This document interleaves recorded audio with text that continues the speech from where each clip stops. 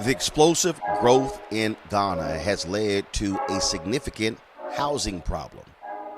As a result, developers are fastly moving to provide new housing options to Ghanaian residents as well as individuals from the African diaspora who are trying to find a second home or move back to Ghana. We had an opportunity to visit this new city. It is called Apollonia City. That is expansive, that is massive, and that provides a perspective of suburban life in Ghana. Hey, how you doing? Hi, sir. Not too bad. How are you? Oh, good. Roland Martin. Bright. Owusu Kamofa. Okay. All right then. Ghana, Akwaba. I'm sure you've been hearing that a lot. I've been my second time here. All right. Okay. All right. So we're to Apollonia. Apollonia. Yeah. Let's go. One of our homes. This is a typical 3-bedroom unit. 3-bedroom? 3-bedroom. Okay. Yeah. All right. Detached. It's your living room. We've sort of designed it to be quite functional. We're targeting either young family, 2-3 kids maximum, or for older folk that are looking to retire. Because there's a lot of, I'm sure you've experienced the traffic. Right. Hustle and bustle in town, right? A few people that, if you want to move away from that, enjoy peace and quiet, nice atmosphere, nice environment, this is sort of product for you. So it's, cool. It's all in suite. This is a 1-bedroom. Yeah. So you got a lot of outlets in the room. Exactly. Yeah. That's the Vistas washroom. It's your kitchen. Storage space. That opens, I think it's locked. Let me see.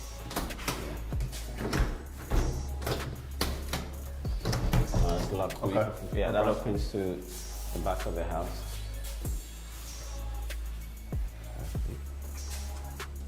Yeah, and this is like a master bedroom. Yeah, so that would have opened to the back of the house. So it's 3-bedroom, 3-bath. Yeah. Okay. 3-bedroom, 3 baths. Yeah. Gotcha. Yeah.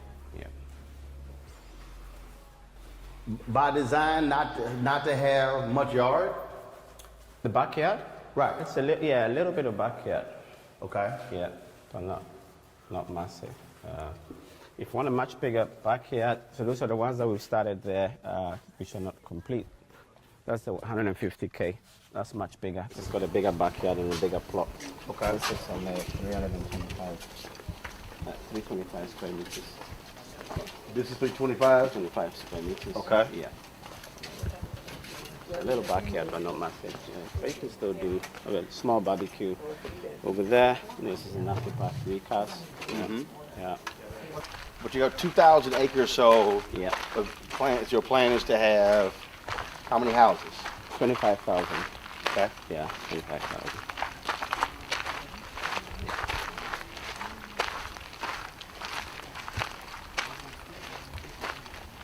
And you say economically you're targeting, so these homes here start at what? These homes here start at... So are these essentially the starter homes in this area? No, we'll see the starter homes in this area. Okay. The starter homes started from about 50. Okay. About 50K. So you're going Yeah, from 50. 50K US all the way to what?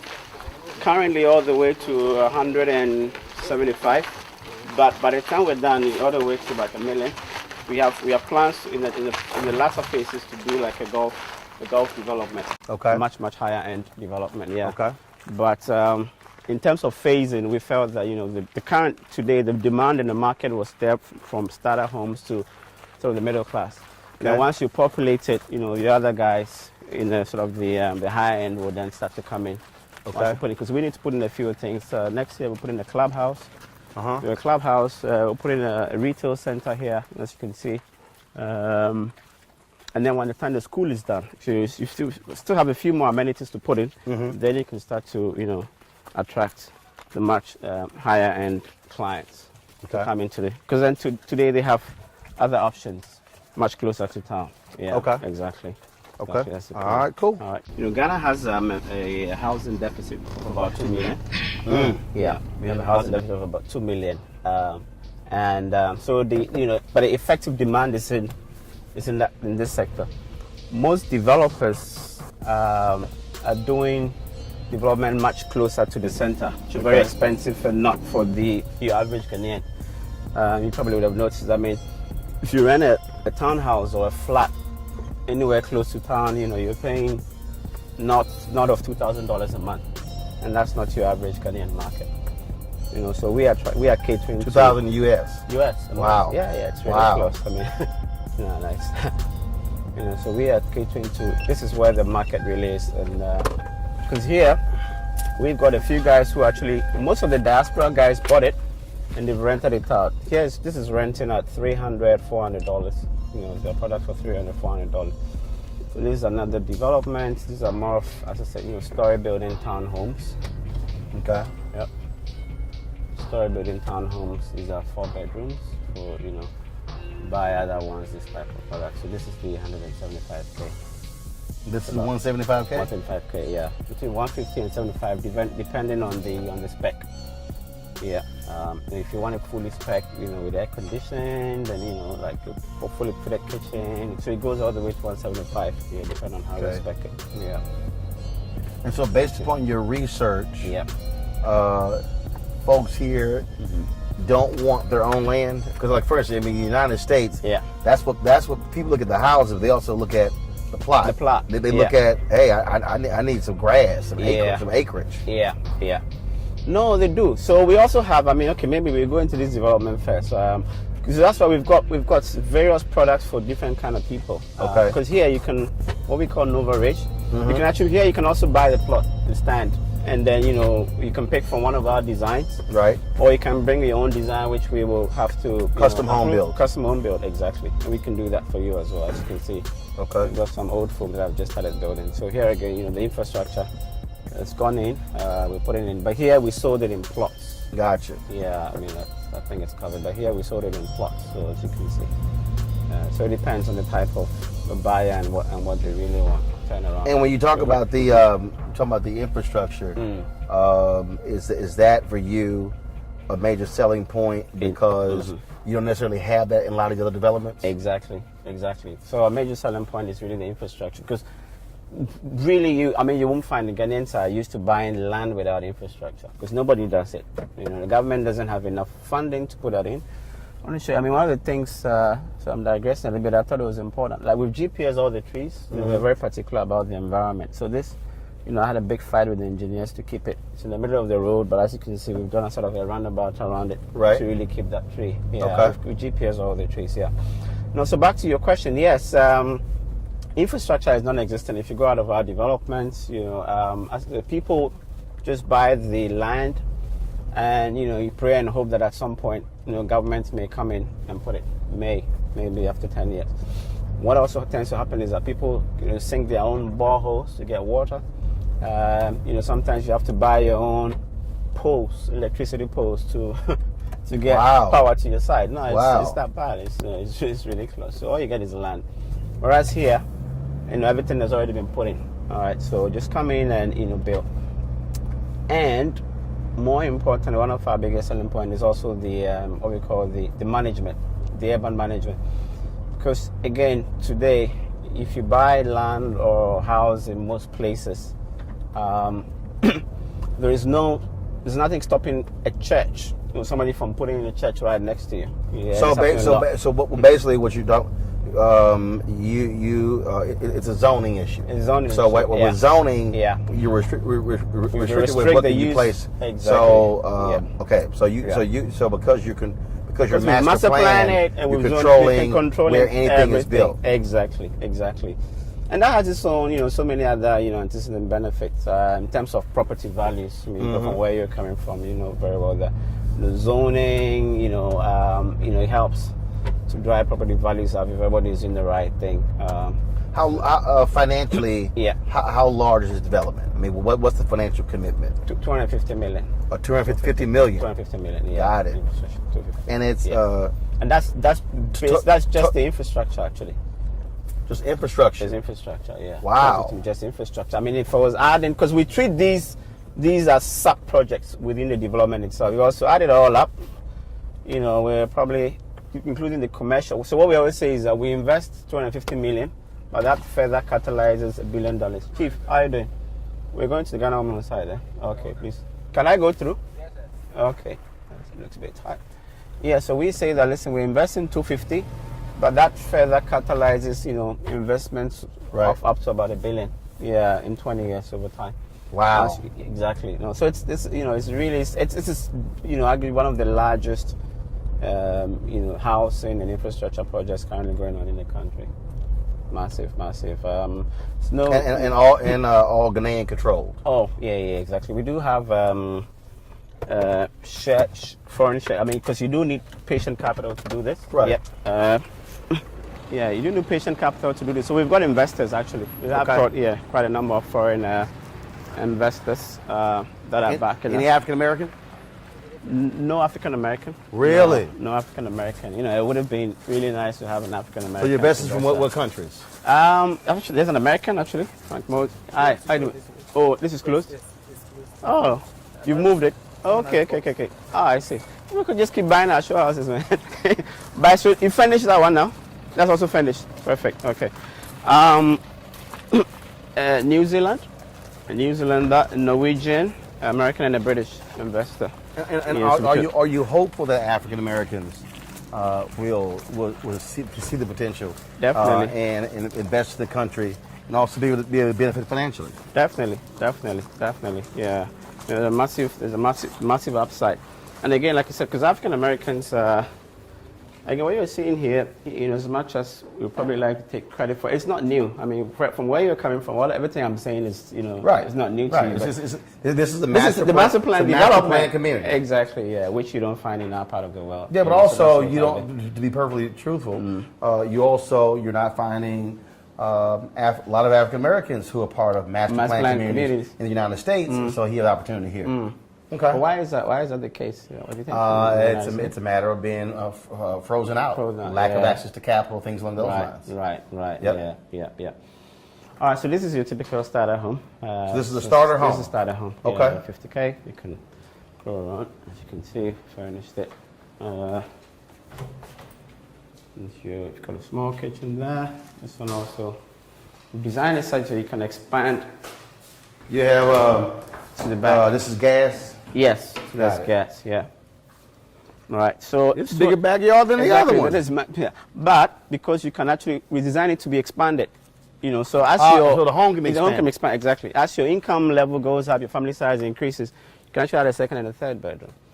Okay. So how many bedrooms here? This is actually a one bedroom. Got it. Exactly. Got it. This is a one bedroom. One bedroom. Okay. Yeah. One bedroom suite. I'll show you where you can break in and expand.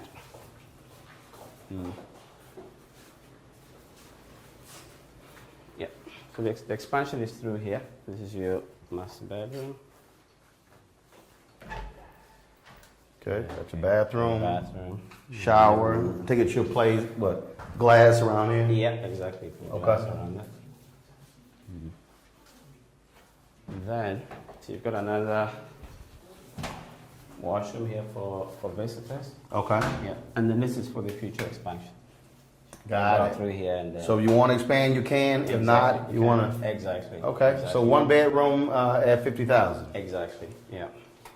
But again, it's big enough. But again, 60 square meters. But again, what you're saying is that in the city, they're spending $2,000 a month. Yep. So basically, you spend. Because I was talking to Michelle, and she said here you got to pay a year in advance. A year in advance, yeah. So that means if you're staying here for a year, you just dropped $25,000. Exactly. Yeah. And a lot of what I said to people. So that's half the total price of this. And you actually own this. You're not renting. Do you? Okay. So after let's say, all right, I bought a one bedroom home here. Yeah. Am I paying property taxes? What are my expenses after I bought the home? After expenses after it's the service charge, because it's it's what we call a gated community, it's a planned community. Right. You pay a service charge for landscaping, to maintain security, and that's. So light bill, am I paying? Of course, you're gonna and then utilities as well. So utilities is which you pay everywhere else anyway. Right. Well, exactly. But am I paying a company? Am I paying you guys that? No, you're paying there's a utility company there. So if I had to estimate again, landscaping, basically homeowner association fees, light, gas. Yeah. What you expect on a monthly basis, roughly? Yeah. What would that be per month? Per month, yeah, just on the average. Yeah, probably $100, $150, $100 to $150. US or CD? Yeah, no, dollars. I converted it already. Yeah. Okay. Yep. Got it. Yeah. A month. So do you also expect, because you talk about the housing shortage as you're going on, because you said already people are renting it out for year return. Yeah, exactly. Yeah. So I take it you expect a lot of people to be doing Airbnb. Airbnb, yeah, over time when the community builds up. Yeah. Gotcha. Yeah, short stay, long stay, but we have a lot of, as I said, the quite a number of people who don't necessarily want to be in crazy part of town. They just, they're coming back home. They want their peace of mind. So this is their preference. They're the guys that we're trying to cater to now. But over time, because the whole idea is to have what we call a live, work, and play environment. If you've got 100,000 people, they've got to play somewhere. They've got to work somewhere. Gotcha. They've got to eat. Yeah. So we're putting all. What are your so as you're building this. Yeah. How long do you think it'll be when you reach that develop the I won't say maximum capacity, but when you reach, let's say, really, like critical mass. Critical mass. Yeah. I think over the next 5 to 7 years. Mm-hmm. Yeah, we think over the next 5 to 7 years, that's where we're going to hit critical mass. It's usually like that, right? The beginning is usually the most difficult, right. Trying to explain the concept and what we're trying to do, but you get to a certain point, you're 3 or 4, and then the growth becomes exponential. Gotcha. Becomes exponential. Yeah, as I said, once the shopping center comes in, once you have it, and right. Then that way you can just go right there, everything's there. Exactly. How are folks financing the houses? So are they paying outright? So is there any financing mechanism to be able? So like say if you want to buy this house but you don't have $50,000 in cash, can you just say, okay, I have half and then pay on that? Yeah, we have a lot of what we call flexible payment plans, but it's nowhere near adequate, right? Because we don't have a vibrant mortgage industry. So as a developer, the maximum we can do is 24 months. So some people that want to pay. Yeah, but 24. So 24 months. Yeah, but 24 months is if I come in and I give you $25,000 on this $50,000 home. Exactly. I got 25 left. I'm paying $12,500 a year. So basically, I can pay you $1,000 a month for the next 2 years, and my stuff is paid off. Exactly, and then you own the property. It's yours. Yeah, but if you wanted to take a mortgage, we do have partnership with some mortgage institutions as well, where you can take it over. You can pay over 15 to 20 years. You think that is, again, we talk about opportunities for African Americans by not really having a mortgage industry. That's an area. Massive, I always tell my folks in the U.S. that listen, because you guys can get loans and facilities for 5-6%, sometimes even cheaper. That is a massive opportunity. That's a massive. Our GDP mortgage to GDP ratio is less than 1%. One of the lowest in the world, less than 1%. That's a massive opportunity right there.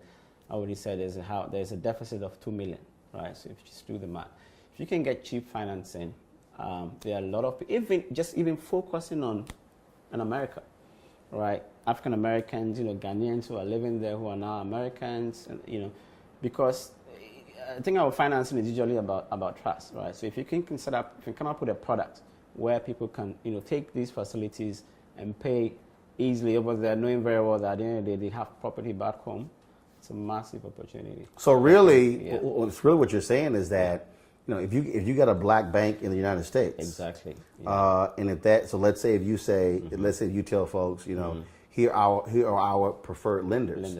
Somebody, an African American or a Ghanaian who's living there, or anyone else, they could literally go to that bank and say, I want to finance.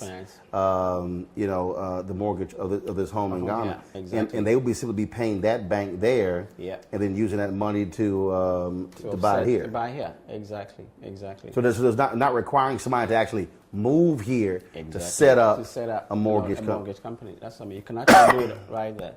It can be done there. Got it. And there's definitely a market. There's a captive market. There's so many. African American population is big. Ghanaian population is big. Nigerians, everybody. I speak to a lot of them, and everybody wants to own a home. the financing is always usually the issue. Not how many people can really come and do a down payment of 25K. But if there was a product like that, I can see, a situation whereby we can actually sell in volumes. Yeah. Especially when you're talking about here. I mean, if you take a young person who moves over here or whatever, look, they don't have a family. Exactly. I mean, at the end of the day, I mean, look, when you talk about a 1-bedroom, an apartment is going to cost you a crazy amount of money. Exactly. And having infrastructure and all those things along those lines. So you're right. Once the amenities come in, so it's a no-brainer. Okay. Yeah. All right. Because we also benefit from, if you come at it's coming at this time as well, you benefit from, the capital appreciation. Because these properties are worth 50K, but in another 5 years, it's probably going to be worth, double?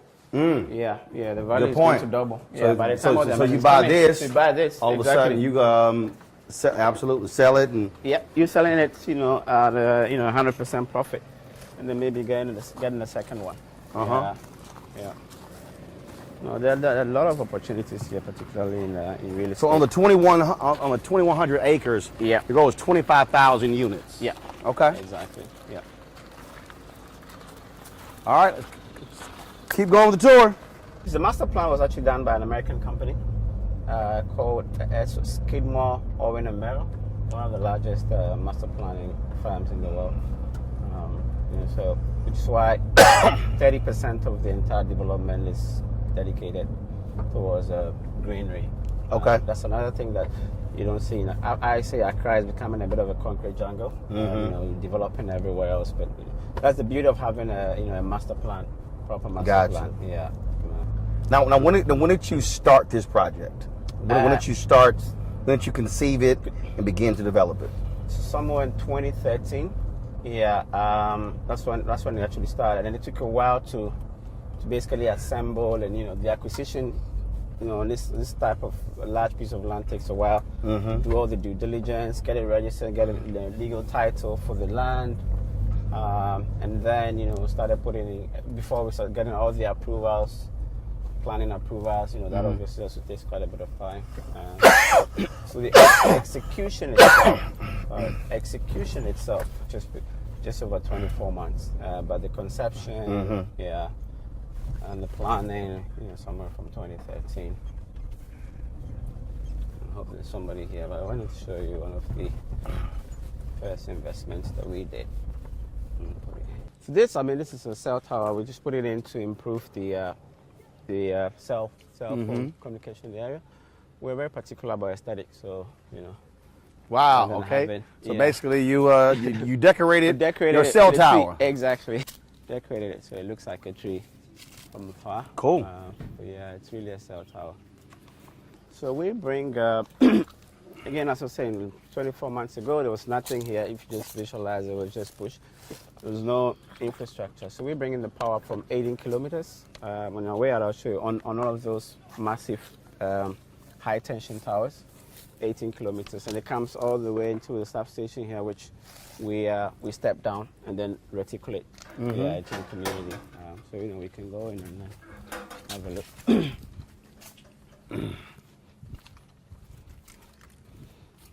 As I was saying, bearing in mind the whole idea is infrastructure and reliability. That's the other thing that we tend to struggle quite a bit with in the closer to town and the already built up areas.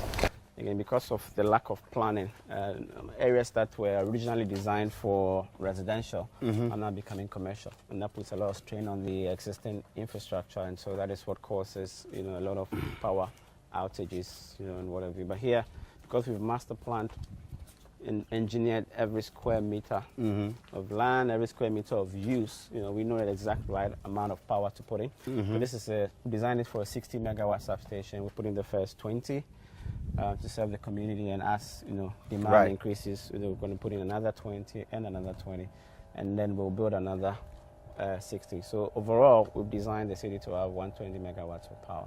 Right, so that's what's being brought in, but you're also building that solar farm. Exactly, we're also building a solar farm, which will feed into this one. Okay, gotcha. Exactly. Rather than, we're trying to prevent houses from having, solar. Right. So you bring, so that solar farm will reduce. So basically, that's going to really help folks with the bills. Exactly. Okay. We've blended it. I mean, we did particularly, most of the guys, the industry guys are very excited because when we blended it, it basically reduced the tariff by almost 40%, particularly during the day. The thing about solar is when you put in the batteries, it becomes more expensive. But during the day, particularly for users whose peak demand is in the afternoon, it's really going to reduce their bills by about 40%. Okay. Yeah. Let me see. This is it's a very modern design. Yeah. For most substations, you see a lot of the switch gears outside.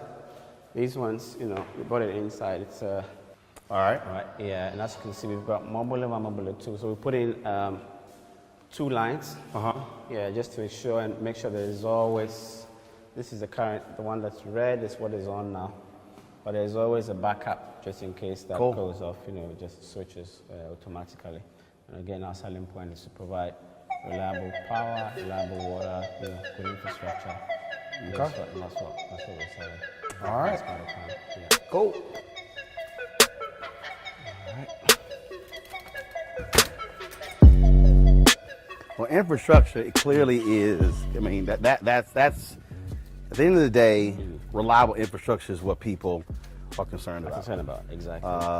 Power being knocked out. Yeah. I mean, look, I can tell you in the United States, my wife hates septic tanks. Yeah. So there, where we live in Northern Virginia with the septic tank, that thing would go off in the middle of the night, we'd turn the switch off, and it drove her crazy. And so her deal is like, look, I mean, it was a 10,000 square foot house on 4.5 acres. It was further out, but she was like, hey, I want that stuff on the ground. I'm not trying to worry about whether the tank is full. Exactly. Now I got to get cleaned out, stuff like that. Exactly. All right, cool. I appreciate it. All right, thanks a bunch. Good luck with it. Good luck. All right, then. Once we left Apollonia City, we then took a tour of Airport Hills, a high-end housing neighborhood that had gorgeous homes. Folks, trust me, for a moment there, I thought we were in Beverly Hills and not Ghana. Knowing that I was leaving the next day, I had to see Christina at Charisma to check out the outfits that I had ordered.